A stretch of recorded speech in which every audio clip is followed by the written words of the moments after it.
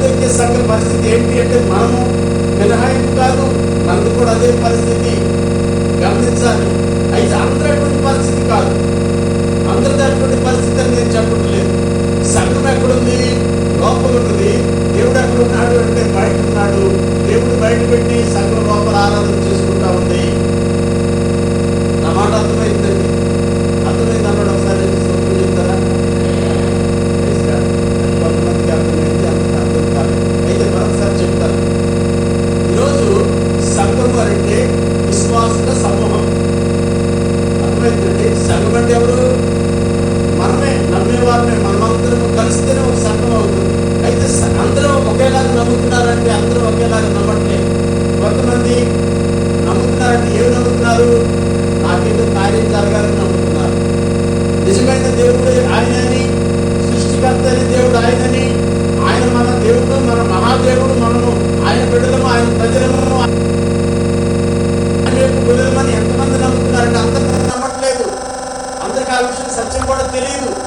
వారు ఎలా ఉంటున్నారు అని అంటే, వారి అవసరాలు తీరిపోతే చాలు ఆచార ప్రకారంగా ఆదివారం దేవుడి మందిరానికి వెళ్ళి నలుగురితో కలిసి పాడమంటే పాడటం, చేతులు ఎత్తమంటే ఎత్తడం, నిలబడమంటే నిలబడటం, ఇది చేస్తే ఆయనకు ఆరాధనగా ఉంటుందంటే ఏమాత్రం కాదు.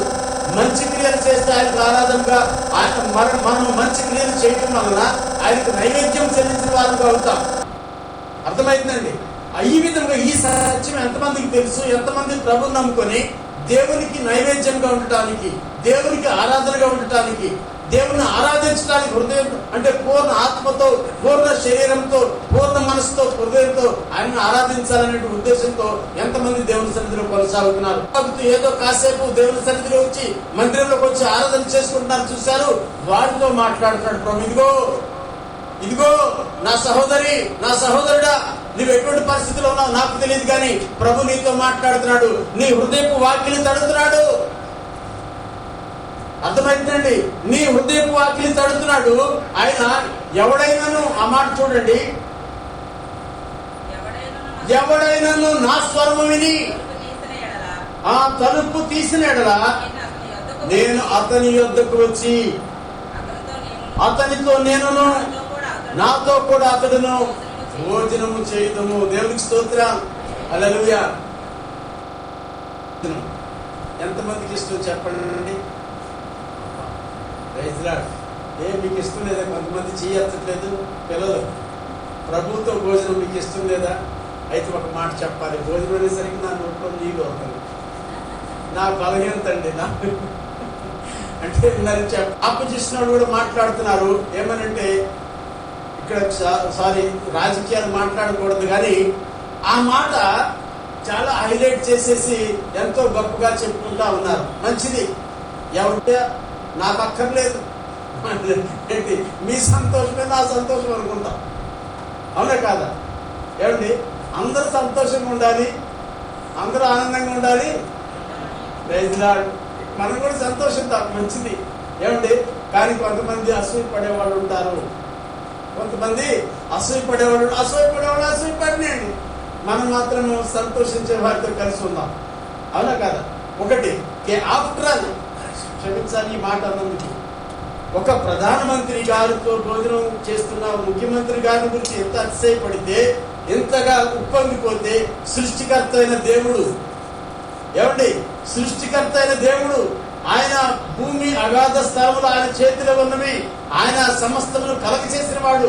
ఆయన అంటున్నాడు కదా, నేను నాకు తలుపు తీస్తే నువ్వు చాలు, నీ హృదయంలోకి నన్ను చేర్చుకుంటే చాలు, నేను నీతో కలిసి భోజనం చేస్తాను. యా, ఎంత గొప్ప విషయం అండి. దేవునికి స్తోత్రం. హల్లెలూయా. అయితే ఒక మాట చెప్తున్నాను. ఆయన ముఖ్యమంత్రి గారు కాబట్టి, మన రాష్ట్రానికి ముఖ్యమంత్రి గారు కాబట్టి, ప్రధానమంత్రి గారు ఆహ్వానించేదో పక్కన కూర్చోబెట్టుకున్నాడు. ఏ అవసరం ఉందో, ఏం మాట్లాడుకోవాలో మనకు తెలియదు. అయితే ఇక్కడ సంఘము, లవోదికీయ సంఘముతో ప్రభు మాట్లాడుతున్నాడు. ఎవడైనా నా స్వరం విని నా కొరకు తలుపు తీస్తే, ఆయన చేసే కార్యం ఏంటంటే నీతో కలిసి కూర్చుంటాను, లేకపోతే నీతో కలిసి నేను భోజనం చేస్తాను, మనము కలిసి భోజనం చేద్దామని చెప్పేసి ప్రభు ఆహ్వానిస్తా ఉన్నాడు. దేవునికి స్తోత్రం. నీకు సిద్ధమేనా? ఆయన ఒకవేళ తలుపు తట్టినప్పుడు తలుపు తట్టినప్పుడు, ఆయన స్వరమెత్తి పిలిచినప్పుడు, ఎవడైనా నా స్వరం విని ఏమని పిలుస్తాడో తెలుసా? నా సహోదరి హేమలత,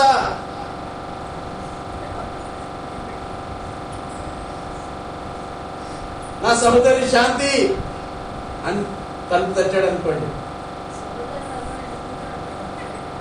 కూతురే అనుకో, సహోదరునికి ఎందుకు? యేసు ప్రభుకు మనమందరం సహోదరి సహోదరులు. నన్ను మధ్యలో డిస్టర్బ్ చేయకండి, మీరు ఉండండి, అలా వినండి. ఎందుకంటే నేను ఒక మాట చెప్తాను, మీరు మనమందరం కూడా సహోదరి సహోదరులు. మీరు ఒకప్పుడు బానిసలు, ఇప్పుడు నేను బానిసలుగా చూడట్లేదు, నా స్నేహితులుగా చూస్తున్నాను అంటున్నాడు. మీరందరూ తండ్రి పేరు మనమందరం, నేను కూడా మీతో కలిసి సహోదరుణ్ణి అని అంటున్నాడు ప్రభు. అర్థమవుతుందండి? నా సహోదరి హేమలత, నా సహోదరి శాంతి, నువ్వు తలుపు తెరిస్తే నీ హృదయంలోకి నేను వస్తాను అని అంటాడు ప్రభు. దేవుని స్తోత్రం. అప్పుడు మనం కలిసి మాట్లాడుకోవచ్చు, కూర్చొని భోజనం చేయొచ్చు కదా. దేవుని స్తోత్రం. ఎంత గొప్ప భాగ్యం అండి. అయితే ఈ హేమలత కావచ్చు, సహోదరి శాంతి కావచ్చు, చాలా మంచివాడు, చాలా మంచివాడు. కానీ నేను ఒక మాట చెప్తున్నాను, మంచిదాను కాదు అని అనుకునే వాళ్ళతో ప్రభు మాట్లాడుతున్నాడు.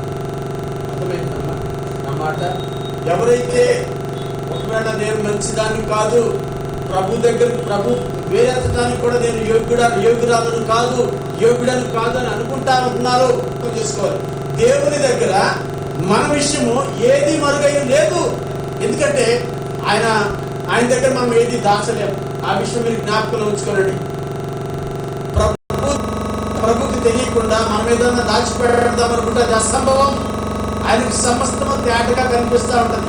అయితే ప్రభు అంటున్నాడు ఏమని?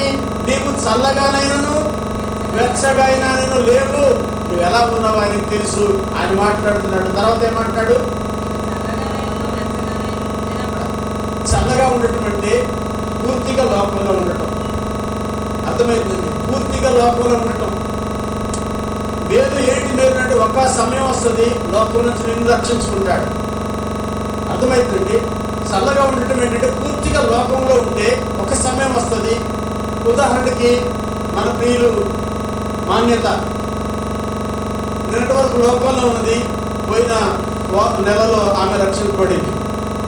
ఏమండి? ఎందుకంటే ఆయన లోకంలో ఉన్న వారి కూడా దేవుడు లోకమును ఎంతో ప్రేమిస్తున్నాడు ఇప్పుడు కూడా. అయితే పూర్తిగా లోకంలో ఉండడానికి మేలే. ఎందుకంటే ఒక సమయం దేవుడు వస్తుంది, తప్పకుండా దేవుడిని విడిపించుకుంటాడు. లేకపోతే నువ్వు సంఘంలో చేర్చబడినా నీకు మేలే. కానీ నువ్వు ఎలా ఉన్నావంటే సంఘంలో చేర్చబడ్డావు కానీ లోకంలో విడిచిపెట్టలేదు. ప్రభు మాట్లాడుతున్న మాట, సంఘంలో చేర్చబడ్డావు, నేను రక్షింపబడ్డానని లోకానికి చెప్పుకుంటున్నావు, కానీ నీ జీవితం మారలేదు, నీ హృదయం మారలేదు, నీ ప్రవర్తన మారలేదు, నీ క్రియలు మారలేదు. ఏ క్రియలు? లోకంలో ఉన్నప్పుడు ఏ క్రియలు నువ్వు చేస్తూ ఉన్నావో ఇప్పుడు కూడా ప్రభుత్వం అనుకొని కూడా అదే క్రియలు చేస్తూ ఉన్నావు. అందుకోసమే నువ్వు చల్లగానైనా లేవు, వెచ్చగానైనా లేవు. నువ్వు ఎలా ఉన్నట్టే నువ్వు వెచ్చగా ఉన్నావు. దేవుడు నిన్ను ప్రేమించి రక్షించుకుంది ఎందుకో తెలుసా? నీవు మారుతావని చెప్పేసి. దేవునికి స్తోత్రం. నీవు మారుతావని. లోకంలో వచ్చి ప్రభు సంఘంలోనికి ఎందుకు నిన్ను పిలుచుకున్నాడు అని అంటే ఆ లోక సంబంధమైన ఆ చెడు వ్యసనాలు, చెడు అలవాటులు, లేకపోతే విగ్రహారాధన ఇదంతా విడిచిపెట్టి ప్రభులోకి వచ్చి ప్రభుతో కలిసి నువ్వు కొనసాగుతావని దేవుడు నిన్ను రక్షించుకున్నాడు. నిన్ను రక్షించుకోవడానికి ఆయన చేసిన కార్యం ఏంటో తెలుసా? నిన్ను లోకంలోంచి విడిపించుకోవడానికి నా ప్రభు చేసిన కార్యం ఏంటో తెలుసా? నీ కొరకు తిట్టులు తిన్నాడు, నీ కొరకు కొడల దెబ్బలు తిన్నాడు, నీ కొరకు అవమానించబడ్డాడు, నీ పాపమంతా తనమే చేసుకొని నీకు విడుదలిచ్చాడు, నీ కోసం ప్రాణమే పెట్టాడు నా యేసు ప్రభు. ఎస్, నీవు కనుక యేసు ప్రభువులో నమ్మిక ఉంచినట్లయితే, విశ్వాసం ఉంచినట్లయితే, రక్షింపబడ్డాను వ్యక్తిని నువ్వు అనుకుంటున్నట్లయితే, నా సహోదరి, నా సహోదరుడా, గౌరవ సంఘ సభ్యులారా, ప్రభు మాట్లాడుతున్న మాట ఏంటంటే నువ్వు చల్లగానైనాను లేవు, వెచ్చగానైనాను లేవు, నువ్వు నువ్వెచ్చగా ఉన్నావు. నువ్వెచ్చని స్థితిని దేవుడు ఎంతగా ఇష్టపడ్డాడు అర్థం చేసుకోండి. దయచేసి నువ్వెచ్చని స్థితిని దేవుడు ఎప్పుడు కూడా ఇష్టపడడు. ఆయన ఏమంటాడు తర్వాత మాట? కనుక నేను నిన్ను, దేవుడు ఉద్దేశం తెలియపరుస్తా ఉన్నాడు. కనుక నిన్ను నా నోట నుండి ఉమ్మివేయ ఉద్దేశించుచున్నాను. తన ఉద్దేశాన్ని దేవుడు బయలుపరుస్తున్నాడు, తెలియపరుస్తా ఉన్నాడు. మనం నోటి నుంచి ఉమ్మి వేస్తే, మన ఉమ్మి గురించి నేను మాట్లాడుతున్నాను. నేను ఉమ్మి వేసాను అనుకోండి, ఆ ఉమ్మి నాకు ఎంత అసహ్యం ఉంటుందని నేను ఉమ్మిని పట్టుకోవడానికి నాకు ఇష్టమైందా? నా ఉమ్మి ఎవడైనా పట్టుకుంటాడా? మాట చెప్తున్నాను. ఉమ్మి అంటే అది ఎటువంటి ఎంత అంటే తీసివేయి, ఎంత దానికి గల కట్టలేని, లేకపోతే దానికి ఏ విధంగా మనం ఉదాహరించుకోవాలి చెప్పండి. నా ఉమ్మే నేను పట్టుకోవడానికి నాకు ఇష్టం లేనప్పుడు, ఏమండి నా ఉమ్మిని నేను కింద ఉమ్మేసినప్పుడు అది నాకు ఎంత అసహ్యం అనిపిస్తుంది, ఎంత రోత అనిపిస్తుంది.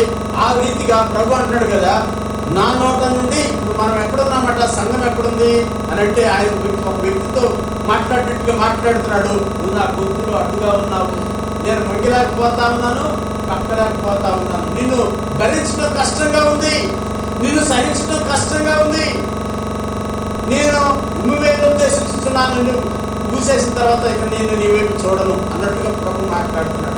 ఎందుకని అంత బాధతో ఆయన మాట్లాడుతున్నాడు? అంత బాధతో ఉన్నా కూడా ఆయన ఒక ఆప్షన్ ఇస్తున్నాడు మనకి. ఏమని? అసలు మన పరిస్థితి ఏంటి తర్వాత చూడండి. నీవు దౌర్భాగ్యుడవును, దిక్కుమాలిన వాడవును, దరిద్రుడవును, గుడ్డివాడవును, దిగంబరుడవనై ఉన్నావని ఎరుగక. దేవుని స్తోత్రం. మన పరిస్థితి మనకు తెలియట్లా. ఏమండి, మన పరిస్థితి మనకు తెలియట్లా. నాకేం పర్వాలేదు, నాకు ఉద్యోగం ఉంది, నాకేం పర్వాలేదు, నా దగ్గర ఆస్తి ఉంది, నాకేం పర్వాలేదు, మా బంధువులు చాలా మంది ఉన్నారు, ఏమండి నాకేం పర్లేదు, నేను ఇప్పుడు ఎవరొస్తుంది, నాకు మంచి ఆరోగ్యం ఉంది. అర్థమైందండి? ప్రభు అంటాడు మన పరిస్థితి ఏంటో మనం చెప్తున్నాడు. ఏమని చెప్తున్నాడు అని అంటే, నీవు దౌర్భాగ్యుడవు. దేవుని స్తోత్రం. ఈ మాటలు నేను వివరించడానికి నాకు సమయం లేదు, నేను వివరించకూడదు. ఒక మాట మీ అందరికీ తెలుసు, నీవు దౌర్భాగ్యుడవు. తర్వాత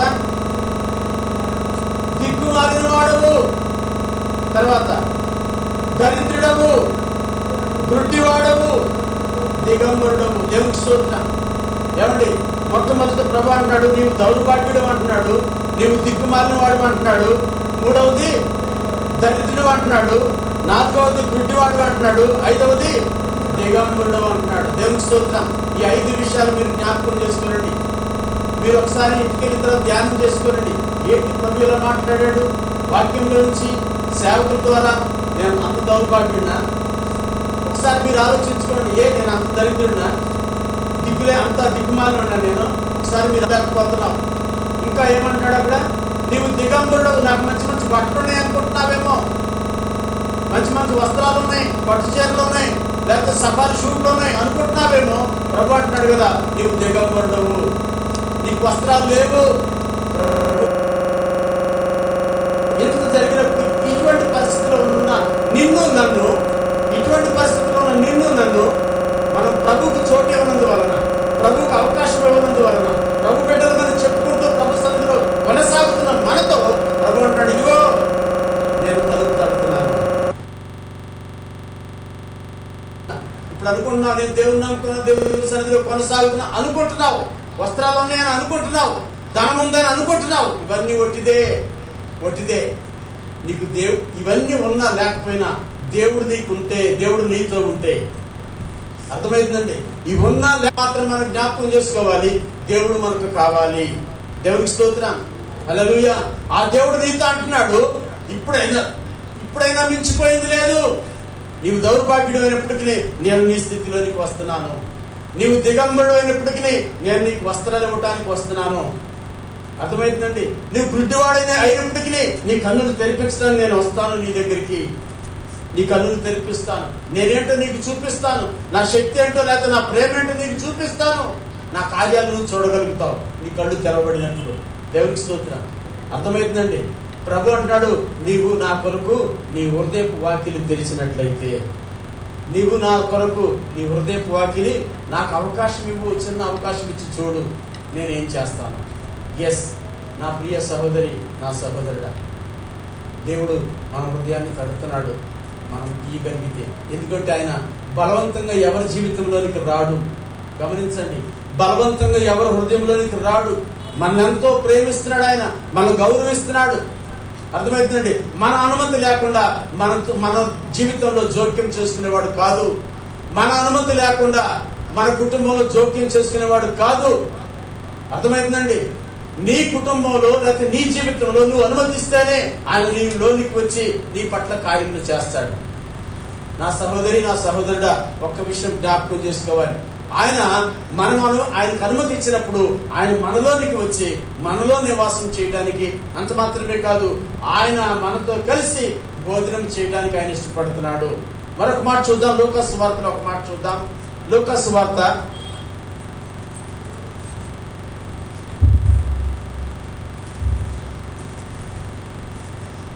వార్త 12వ అధ్యాయంలో ఒక మాట చూద్దామండి.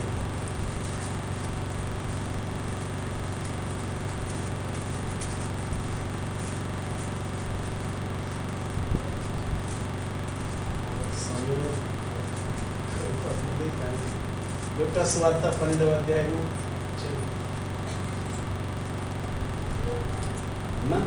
35 నుంచి చదువుదాము. 35 కాదు కానీ 36 చదవండి. 36, 37 చదువుకుందాం. తమ ప్రభువు పెండ్లి విందు నుండి వచ్చి తట్టగానే అతనికి తలుపు తీయుటకు అతడెప్పుడు వచ్చునో అని అతని కొరకు ఎదురు చూచు మనుషుల వలె ఉండు. దేవునికి స్తోత్రం, హల్లెలూయా. చూడండి, ప్రభు అన్న మాట ఇక్కడ మనం జ్ఞాపకం చేసుకోవాలి. ఆయన ఎవరటండి?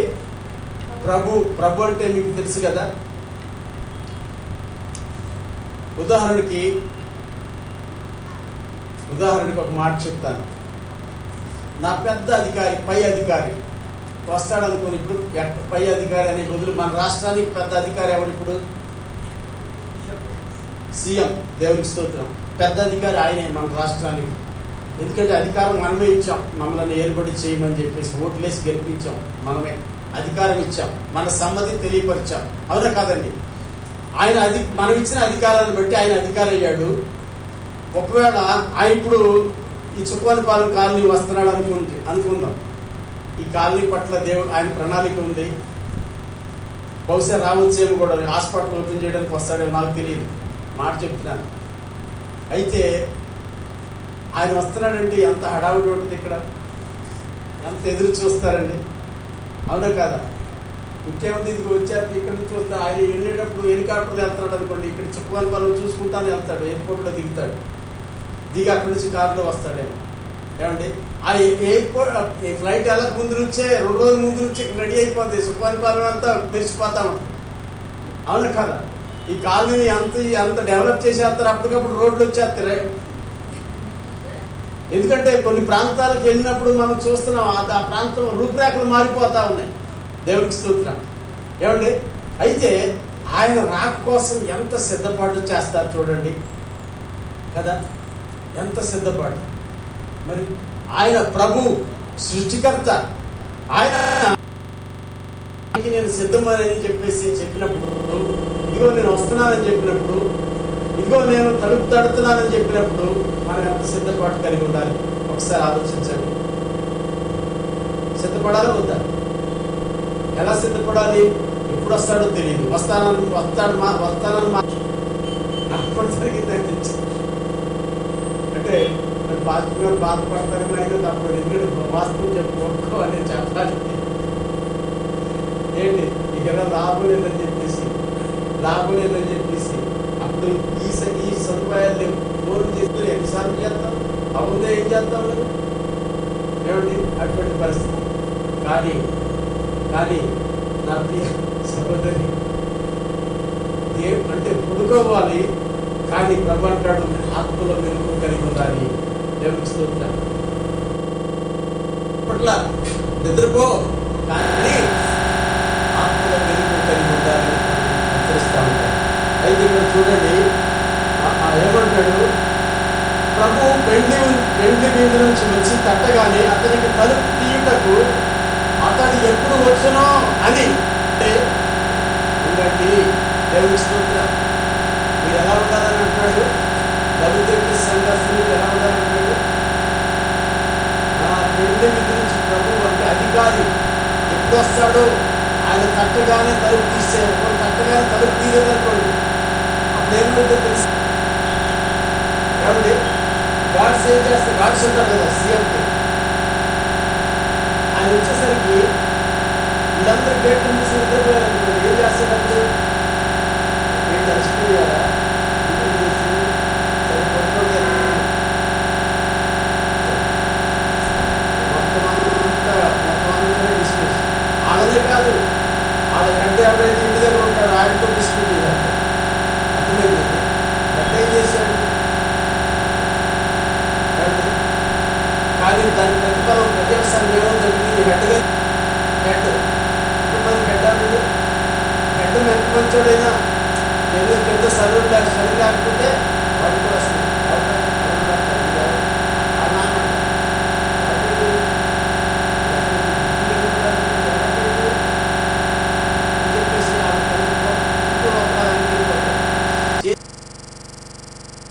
చేసినోడు వీడు, అవునా కాదు?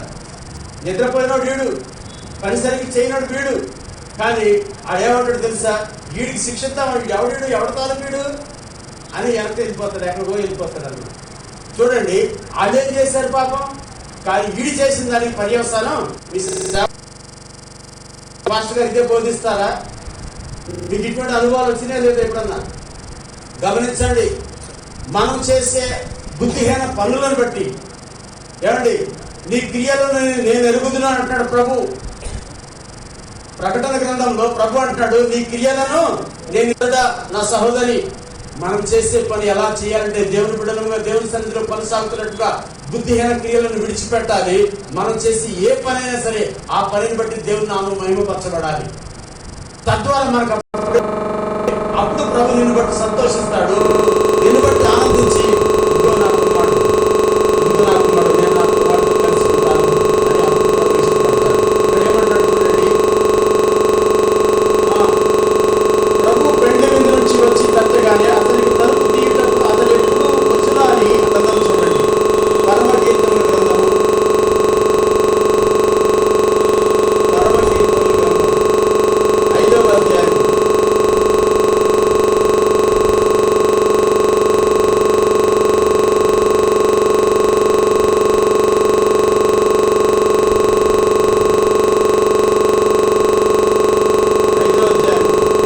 2వ వచనం చూడండి. 2వ వచనం చదువు. నేను నిద్రించితేనే గాని నా మనస్సు మేల్కొని ఉన్నది, నా సహోదరి, నా ప్రియురాలా, నా పావురమా, నిష్కళంకురాలా, ఆలకింపుము. నా తల మంచుకు తడిసినది, నా వెంట్రుకలు రాత్రి కురియు చినుకులకు తడిసినవి. నాకు తలుపు తీయమనుసులు, నా ప్రియుడు వాకిలి తట్టుచున్నాడు. దేవుని స్తోత్రం, హల్లెలూయా. ఏమని తట్టుచున్నాడట చూడండి, నా సహోదరి, నా ప్రియురాలా. సంఘంలో ఆయన అంటున్నాడు కదా, ఒక సహోదరితో పోలుస్తున్నాడు. నీవు నేను సంఘం అంతా కూడా ఆయనకు ఒక సహోదరి లాంటిది. అర్థమవుతుందండి. మనలో ప్రతి ఒక్కరు కూడా, పురుషులైతే నువ్వు సహోదరుడు, స్త్రీ అయితే నువ్వు సహోదరివి. ఎవరికి? దేవునికి, యేసు ప్రభువుకి నీవు ఒక సహోదరుడివి, సహోదరివి. అయితే అంటాడు కదా, నా ప్రియురాలా. ప్రభు సంఘమును ప్రేమిస్తూ ఆయన అంటాడు కదా, నా ప్రియురాలు. ఆ ప్రియురాలైన సంఘం కొరకు ప్రభు ఏం చేస్తే సంఘమును ప్రేమించి ఏమండి సంఘం కొరకు ప్రాణమే పెట్టాడు. ఏమండి తన ప్రియుల కొరకు ఏం చేస్తూ ఉంటారు కొంతమంది అని అంటే, మొన్న మధ్య నేను వార్తల్లో చూశాను. ఇద్దరు ప్రేమికులట ఎక్కడో చెట్టుకి వేలాడుతున్నారట, హ్యాంగ్ చేస్తున్నారు. ఏమండి ప్రాణం పెట్టుకున్నారు. ఇటువంటి వారిని అంటాడు, ఇందాక మనము ప్రకటన గ్రంథాలు చదివాం, మనం దిక్కుమాలిన వాళ్ళం, మనం దరిద్రులం, మనం గుడ్డివాళ్ళం, మనం దిగంబరులం. ఏమంటే ఇటువంటి మనలను ఆయన ప్రేమించి నా ఏమంటాడంటే, నా ప్రియులారా, ప్రియులారా, ప్రియులారా. అర్థమైందండి. 2 అక్షరాలు తేడా ఉంది. ఒక మాట ప్రియులారా అంటే అందరూ వస్తుంది, ప్రియురాలా అంటే దేవునికి స్తోత్రం, హల్లెలూయా. మనము ఆయనకి ప్రియురాలి లాంటి, హల్లెలూయా. అర్థమైందండి నా మాటలో. అంతగా మనం ప్రేమిస్తున్నాడు ప్రభు. అయితే ఒకటి మాత్రం సత్యం మనందరం తెలుసుకోవాలి. ప్రాణం పెట్టాడు, ఆయన్ని బంధించి ఉంచలేకపోయింది. ఆయన సజీవుడిగా తిరిగి లేచాడు, ఇప్పుడు కూడా మనం ప్రేమిస్తున్నాడు. దేవునికి స్తోత్రం, హల్లెలూయా. ఇప్పుడు చనిపోయాడు కదా, ఇక లేడని మనం దిగులు పడవలసిన పని లేదు. ఆయన తిరిగి లేచాడు, మనల్ని ఇప్పుడు కూడా అదే ప్రేమతో మనం ప్రేమిస్తున్నాడు. దేవునికి స్తోత్రం, దేవునికి స్తోత్రం. మనమటండి ఆయనకి పావురం లాంటి వాడు అన్నమాట. పావురాలు ఎవరికి ఇష్టం ఉండదు చెప్పండి? నీకు ఇష్టం ఉండదా? ఏరా, నిన్ను ఎప్పుడైనా పొడిసిందా? అక్షయ్, అడిగి పావురం అంటే ఇష్టం ఉండదట. ఆయన ఎప్పుడో పొడిచి ఉంటుంది మాత్రం. ఏరా, పొడిసిందా? పొడవకుండానే ఎందుకు ఇష్టం లేదా మరి? Praise Lord. అంటే ఇంతకుముందు పిల్లలు ఏదైనా తింటున్నారు అనుకోండి, కాకులు అయితే లాక్కెళ్ళిపోతాయి, పావురం మాత్రం లాక్కెళ్ళదు సుమ. తింటా ఉంటే ఆహా మా తమ్ముడు భలే తింటున్నాడే. నిజంగా చిన్నపిల్లలు తింటున్నారు అనుకోండి, పావురం ఎప్పుడు కూడా పొడిచి తీసుకోదు. అర్థమైందా? నీ దగ్గరికి వచ్చి నిలబడి చూస్తే తమ్ముడు భలే తింటున్నాడే అన్నట్టుగా చాలా హ్యాపీగా ఉంటుంది పావురం. దేవునికి స్తోత్రం. పావురాన్ని ఆశ్రయించుకునే వారు, ఇష్టపడని వారు ఉండరు సహజంగా. ఎందుకో తెలుసండి, పక్షులన్నింటిలో కూడా పావురము పవిత్రమైనది. పావురములో ఏముండదు అని అంటే చేదు ఉండదు. కోడిని కొయ్యండి, చేదు ఉంటుంది దాంట్లో, మీకు తెలుసు కదా. పక్షుల్లో తప్పకుండా చేదు ఉంటుంది, ప్రతి పక్షిలో కూడా. కానీ పావురములో మాత్రము చేదు అనేది ఉండదు. అర్థమవుతుందా? ఆ పావురంతో నిన్ను నన్ను మనం పోలుస్తున్నాడు ప్రభు. అంటే చేదు లేనటువంటి పావురంతో మనం పోలుస్తా ఉన్నాడు. అంటే పాపము లేనటువంటి మనుషులుగా మనం చూస్తా ఉన్నాడు. మనం పాపులమే, కానీ ఆయన చూస్తున్నప్పుడు మనం లేదా చాలా మంచోడండి, ఎవరైనా చెప్పినా కూడా లేదండి చాలా మంచి, తిరిగిపోతాడు, తాగుపోతాడు, ఇంకా చెప్పాలంటే వ్యసనపరుడు అని చెప్పేసి ఎవరైనా చెప్పినా కూడా లేదు నా కుమారుడు మంచివాడు, నా కుమారుడు ఆయన చూపులోనే తేడా ఉంటుందండి. మనం చూస్తే మంచోడు కూడా చెడ్డోళ్ళ కనపడతారు. మన చూపు అటువంటిది, మంచోడు కూడా చెడ్డోడులాగా కనపడతారు. ఆడి సంగతి నీకేం తెలుసు అన్ని లేనిపోయి అని చెప్తాడు. అరే లేదా మంచోడు, నీకు మంచోడేమో కానీ నాకు తెలుసు ఆడి సంగతి నీకు తెలియదు, అందుకే నువ్వు మంచోడు అంటున్నావు. అవునా డేవిడ్ గారు, డేవిడ్ బ్రదర్, అవునా కాదు? ఏంటి చూసారా? హల్లెలూయా. దేవుడు పెద్దడయ్యాడట.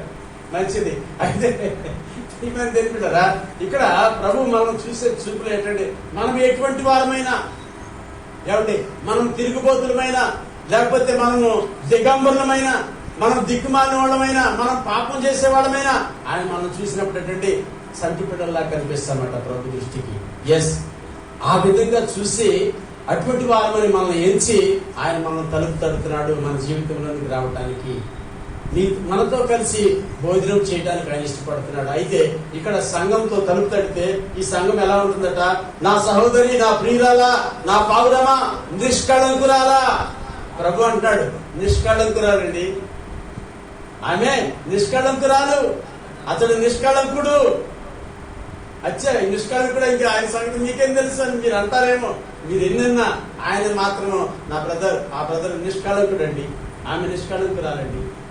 ఎస్, ఒకవేళ ఏవైనా దోషాలు, లోపాలు ఏవైనా ఉంటే అవన్నీ నేను సరి చేసుకుంటాను. నేను వాళ్ళ కోసం, నా ప్రియురాల కోసము, నా ప్రియుడి కోసము నేను రక్తం చెందించాను, నా రక్తంలో కడిగి వేసుకుంటాను. కానీ ఆయన నాకు ఎటువంటి వాడు? నిష్కళంకుడు. ఎస్, నా ప్రభు నేను నిష్కళంకులుగా చూస్తున్నాడు. నా సహోదరి, నీవు కనుక అవకాశం ఇస్తే నీ మీద ఉన్న ప్రతి పాపము, ప్రతి డాగు, దెబ్బ, మచ్చ, ఏవైనా ఇటువంటి పాపకు సంబంధమైన ఏవైనా గుర్తులుంటే వాటిని రెడీగా ఉన్నాడు. అయితే తర్వాత చదవండి, నిష్కళంకురాలా ఆలకింపులను. ఈరోజు ఆలకించాలి సంగమా. నువ్వు ఎటువంటి పరిస్థితుల్లో ఉన్నప్పటికీ ఆయన నిన్ను ఏమని సంబోధిస్తున్నాడంటే, నీవు నా సహోదరుడివి, నువ్వు నా సహోదరివి, లేకపోతే నాకు చాలా ప్రియమైన దానివి. ఆయన బయట నిలబడి ఉన్నాడు. ఎలా ఉన్నాడు? రాత్రి అంతా వెయిట్ చేస్తున్నాడట. ఏమంటాడంటే, నా తల మంచుకు తడిసినది, రాత్రి కురిసే మంచుకి దేవుని తల తడిసిపోతా ఉంది.